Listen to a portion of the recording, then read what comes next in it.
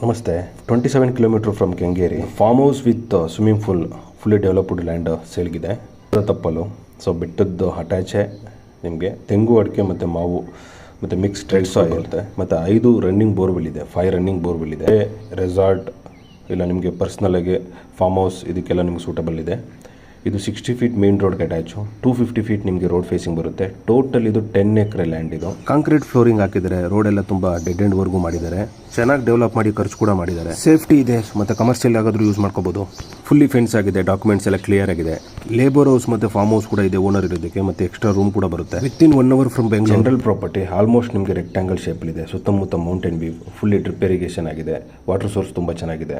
Nature view ಇಷ್ಟಪಡೋರು property ತುಂಬ ಚೆನ್ನಾಗಿದೆ. ಪ್ರೈಸ್ 1.5 crore ಪರ್ ಎಕರೆ, 1.5 ಕೋಟಿ 1 ಎಕರೆಗೆ. ಸ್ಲೈಟ್ಲಿ ನೆಗೋಷಿಯಬಲ್ ಇದೆ.